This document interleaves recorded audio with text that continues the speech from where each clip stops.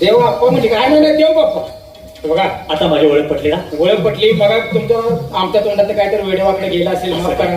कारण पुरीच्या लग्नात तुम्ही पुरीचा पदर घाला म्हणताना माझा राग अनावर झाला. जाऊ दे, मी विसरून गेलो. काहीतरी गेला असेल. जाऊ दे जाऊ दे. विसरून जायच पाहिजे. आपलं कोण कुठं सगळं आहे काय आपल्याला पुरीचं कळ काढल्यावर कोण रागाले करायला.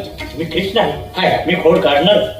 हो म्हणजे मला माहित असतं, म्हणजे मी तुम्हाला वाईट साईड बोलतच नव्हती. असं ना? मला अगोदर सांगायचं मी कृष्ण आहे, पुरीची कळ काढणार आहे. आता तुला सांगतो, देव हा भक्तीचा आप केला. खरं खरं. माझी भक्ती करा, मग तुम्हाला मुक्ती मिळेल. माझी मुलगी कसली भक्ती करायला? ही तुझी मुलगी? हो, धाकटी मुलगी माझी. काय सांगते? नवरा मेल्यावर झाली. तुला आई कशी म्हणते? काय झालं? रोज म्हणते तशी म्हणते. अगं नवरे होतं का? तुमच्या ऐकण्यात काहीतरी फरक झाला, तुमचा गैरसमज झाला. काय झालं?